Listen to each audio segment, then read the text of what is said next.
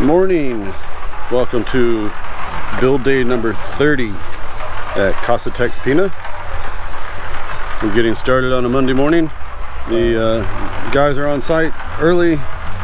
They were wrapping up some of the places that they finished off the concrete on Saturday, where they had left off because they didn't finish all of the column and grade beam work on Saturday. So they came in early this morning, mixed a couple batches of concrete, got those poured early this morning, and finished up most of the grade beams. They still got the grade beam to do over by the bedroom number 3 area.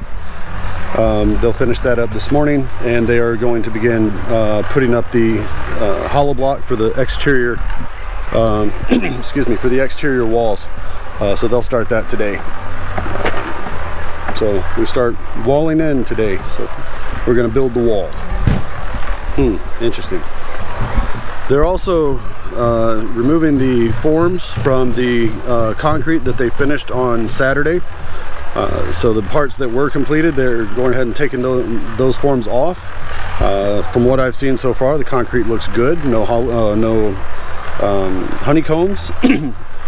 So good concrete, good workmanship, moving right along. So let's go ahead and see what they're doing today.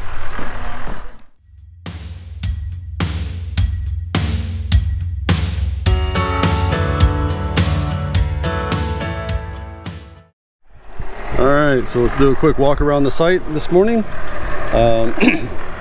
Gentleman over here in the corner is starting to build, put up his markers for where he's going to start building the exterior hollow block walls in between the columns. These gentlemen are mixing mortar that they'll be using for those hollow block walls. Mr. Alex over here is taking forms off of the grade beams that they poured on Saturday. That's around the hallway half bath. Got a couple of gentlemen in the middle, bringing in bucket loads of fill material to get that started. We got a lot of backfill to do. We have Mr. Wilson over here in the middle of the master suite, removing the forms from the concrete that they poured on Saturday afternoon. Okay, and then this morning they finished up what they did not pour on Saturday afternoon, which is this part of the grade beam and this one particular column. They had left the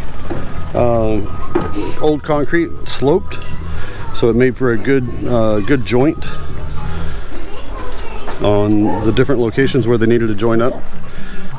Looks good. So when those are cured up a little later this afternoon, they'll go ahead and pull those forms and we'll take a look at that. We got Mr. Orley, our steel man, up on scaffolding already. They are checking the heights of the rebar to see where they're going to need to do the joints, the connections to go up to the next level. There are 8 columns that will be supporting a concrete floor on. So they are starting to put some of the braces back in place to make sure that the columns are plumb. We don't need any leaning towers of Pisa as we're building the house. All right, they're starting to build the walls. This is the end by the mother-in-law's suite, putting in the courses of hollow block. So they put a row of mortar, put the first row of hollow blocks, fill in the holes with more mortar, and start building the second row of hollow blocks. Alright, let's look around, see what else they do. So they're starting off in another area as well. This is on the wall between the great room and the back porch, back patio. So we're doing some more hollow block in this area. They're going to go up 4 courses today. Or I don't know if they're going to do it all today, but they're going up 4 courses deep, and then we'll see what they're going to go from there. Also in the master suite. So they're starting at various locations around the building.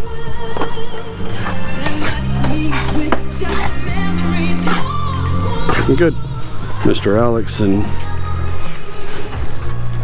another gentleman are building the forms for the grade beam next to bedroom number 3 and the hallway. This will be the last grade beam that's done. And then we start working on walls and backfilling floors. So if you notice on the columns that are supporting the 2nd floor, they're starting to put in additional stirrups to support the slab for the attic space floor that's going to go directly above this. And then they will do the connectors at the top for an extension where they'll do the joining of the rebar going all the way up to the roof. But that'll be at a later point. I think they're just doing the stirrups at this point. We're not going that high yet.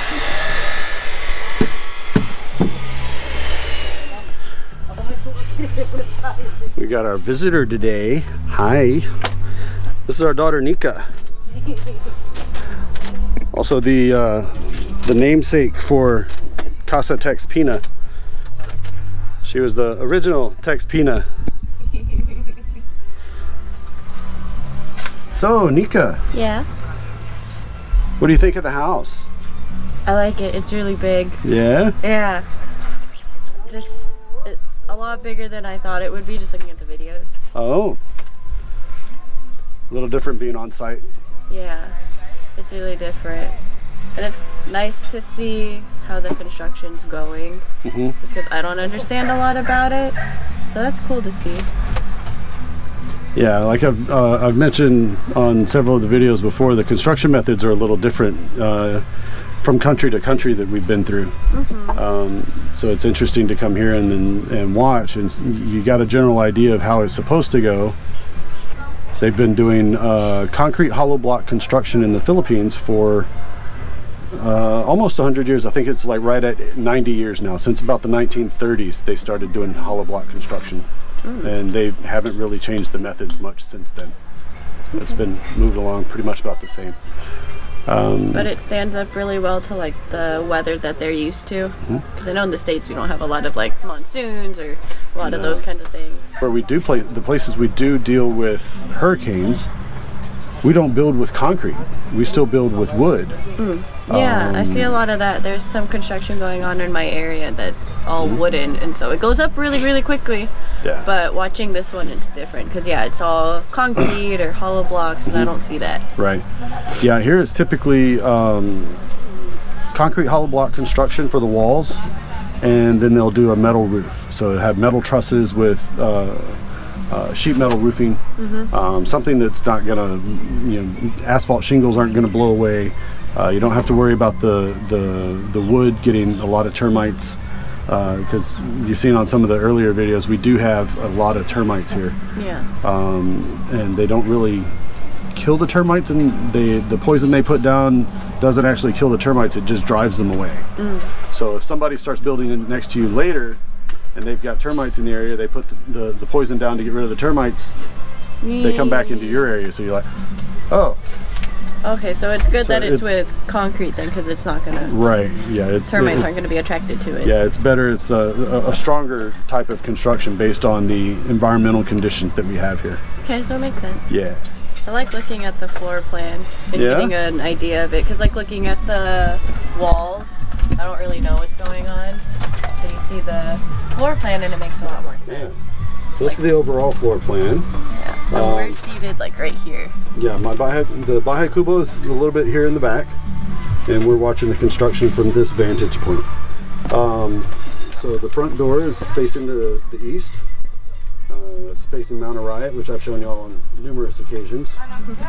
So we'll go in the front door. You've got the main entry, formal dining room off to the right, office off to the left, master suite all along the south side of the house. I know typically in North American construction we like to put the master suite on the northeast side of the house because it's cooler. Environmental condition here, mom didn't want the neighbors knowing when we come and go out of the two-car garage, so we moved it, flopped it over to the other side of the house, because otherwise our garage would have been directly in front of their garage, and she didn't like that. So that got the whole house got flipped. So we got going back in. We've got the large great room, the kitchen with an island, and a breakfast nook, breakfast bar. We've got what's called a dirty kitchen. They don't typically have these in the States. This is for cooking the really aromatic, very fragrant foods. So it's like a spice kitchen. Yeah, kind of like a spice kitchen, which again you typically don't have in most American construction style. So we have that. That way we've got a place to cook all the smelly foods and it doesn't smell up the whole house. Have you ever cooked fish in the house and then somebody walks in 2 days later and you're like, what's that smell? And it's still the fish from 2 days ago? Yeah, so that's what this is supposed to get rid of. We've also got a large pantry coming out of the hallway out into the garage, two-car garage, and mother-in-law's / maid's quarters. In the States we would call this a mother-in-law's quarters. Here they call it a maid's quarters because most houses do have a live-in maid that stays with. Like I said before, labor here is relatively inexpensive, so having somebody live with you to take care of the day-to-day cleaning is kind of commonplace. We've also got the utility rooms outside where the washer and dryer are at. Coming back into the house, coming in through the main door off to the right hand side, we've got the hallway going out into the two bedrooms. So the guest rooms are down on this end. They have a Jack and Jill bath, which means they share a common toilet and shower, but each of them has their own lavatory or their own sink area. And then both rooms have a walk-in closet. So that's the gist of the floor plan. Pretty good sized layout. It looks large for what Mom and I are just being here by ourselves, but the idea was to plan for when we have guests so that we have plenty of room to put them in. And I already claimed a room. Yeah.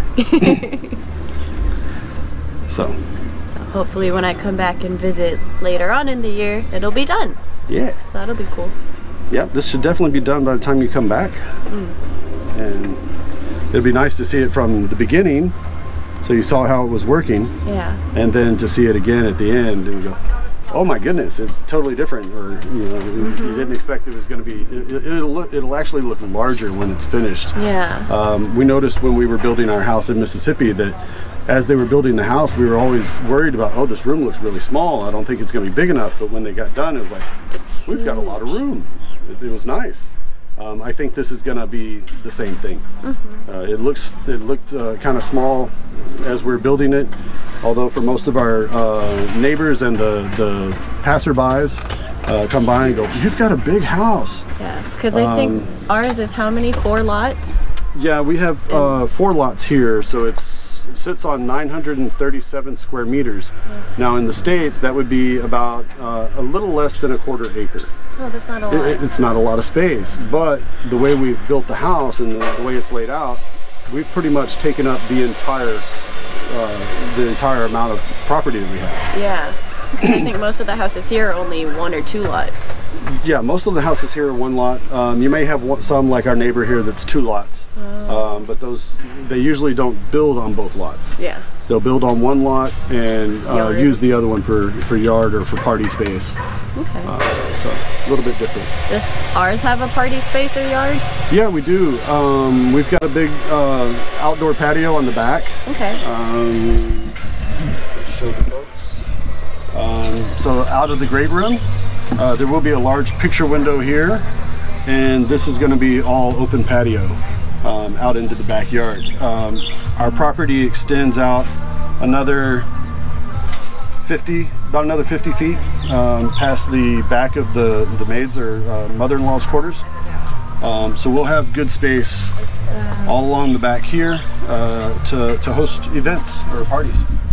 So it should be nice to look at and enjoy with friends and family. Looks good. Well, thanks for coming by to visit. Of course. Alright, they've been doing some block work. Let's go take a look, see what it looks like. You notice the two holes in the middle? These line up directly with the walls on the other side. So that's where they'll tie in the walls. Looks good. That's along the maid's suite or mother-in-law's suite, depending on what country you're in. Making some more mortar mix.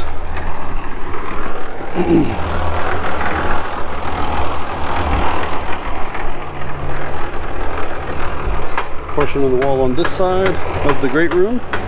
Portion of the wall on that side of the great room. I believe they may be leaving all of this space open because there's supposed to be a large picture window here, but I'm not sure what the size is yet. I have to confer with the engineer and find out. Mr. Manny up on the scaffolding, putting in the additional stirrups that will support the attic floor slab, and then the block wall for the other side of the master suite. Let's go take a look at it.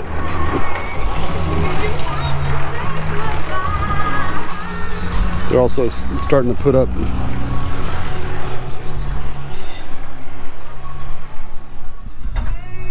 okay, this afternoon guys are busy doing hollow block walls. This is around the master suite. We've got 4 courses of hollow block. Guys are cruising right along, coming by the wall that's between the great room and the back patio, and then this area is the mother-in-law's suite and the wall between the garage and the dirty kitchen. So yeah, looking at the tie rods, the direction I was trying to give them but was that if they come under a rebar, so see how this rebar is here, the tie rod should go up so that it's got something to hook to. If the spacing is so that the tie rod goes over the rebar, then it should go down so it's got, again, something to hook to. Just my interpretation. I believe that's the way it's supposed to be. The guys over here are still doing backfill. Look like they about ran out of the fill material that was brought in. And looks like Mr. Manny is done 4 out of the 4 columns. It's getting ready for additional stirrups at the top to support the slab that's going across, that's going to be going across up here on to support the attic floor.